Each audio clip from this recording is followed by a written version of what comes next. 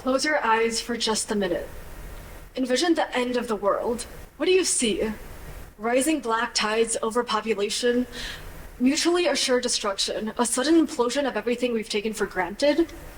We think of doomsday as a looming due date. 4 billion years down, 20 more to go. Something equally extravagant and inescapable. Now, what if I told you this approach was fundamentally flawed? That the apocalypse isn't one single due date, rather a long-term project made out of thousands of small deadlines. Every symptom points to a gradual centuries-long decay, not a Genesis flood or a meteorite strike. The end of the world isn't a single predetermined event. Rather, it is the accumulation of minor, everyday inactions. We're not going out with a bang, but a whimper. Hi, my name is Faye, and today I'll be speaking briefly on the philosophy of fatalism, specifically how it dooms the universe to a premature death.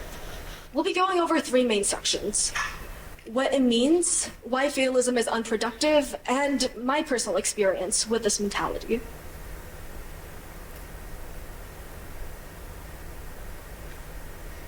To start off, fatalism is defined as the belief that all events are predetermined and therefore inevitable.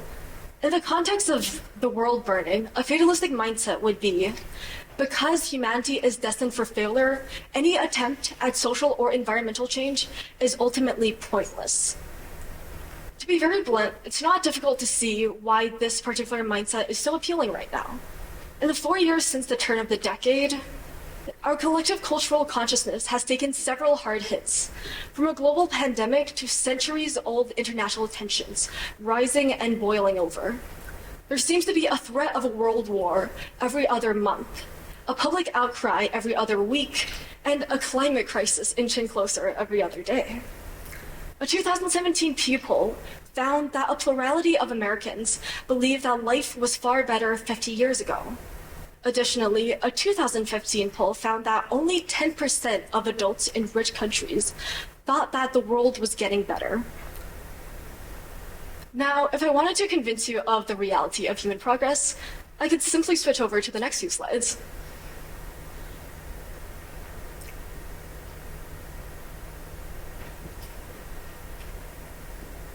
I could tell you that in pre-industrial times, life expectancy was in the 30s at best, and now it's 71. I could tell you that at the dawn of the 19th century, 1 out of 10 people were literate, and now that ratio has been all but reversed.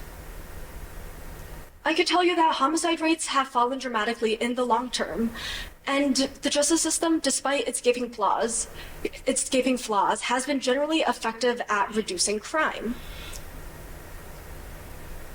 I could tell you that right now, the proportion of democracies worldwide is near an all-time high, and today, objectively and statistically speaking, is the best time to be alive. But those graphs don't really mean anything to you, do they? Because as much as we would like to pretend that fatalism is about facts and logic, the responsible adult thing to do, it's a coping mechanism. The great appeal of fatalism is refuge from the terror of personal responsibility.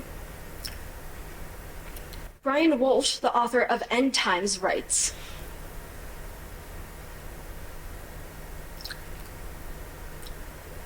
The biggest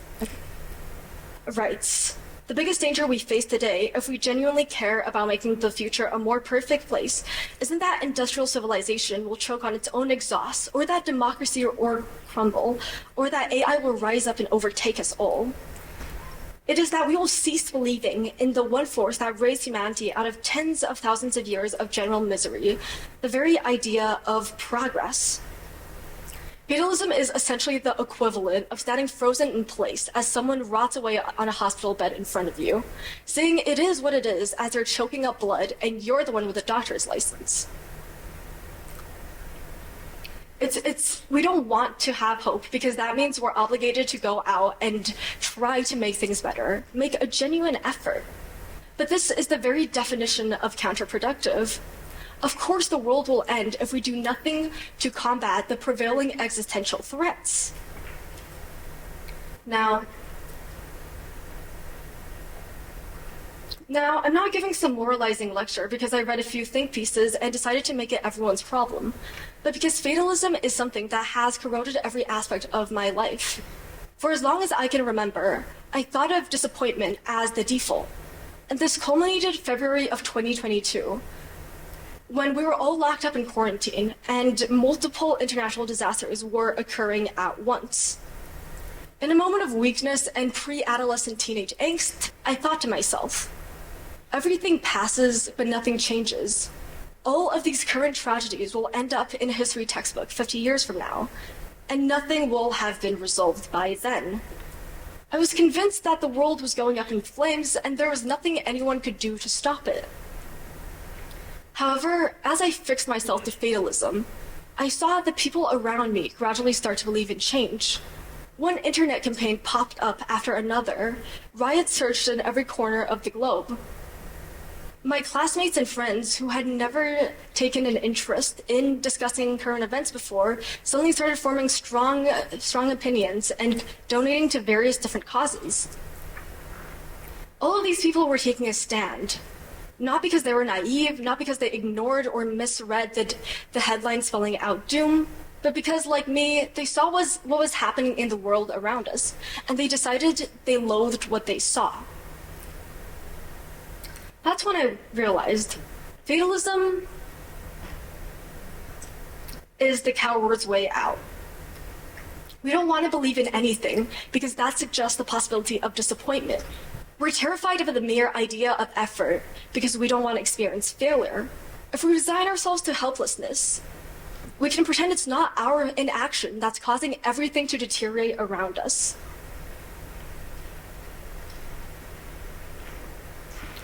Hope, by contrast, is terrifying. Hope is diving off a cliff and praying you'll sprout wings. Hope is the thing with iron weights, but it's also the only thing keeping us from our near-prophetic end as a species. The world might end because of climate crises and global warfare and economic collapse, but the world will end the moment we stop trying.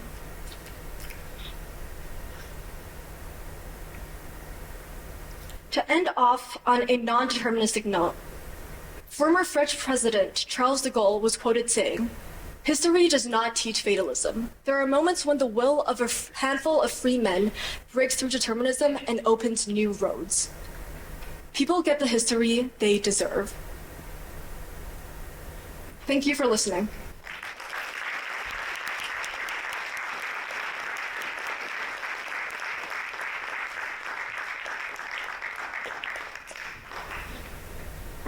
Thank you to our first speaker, Faye, for an amazing talk. Let's give her one more round of applause.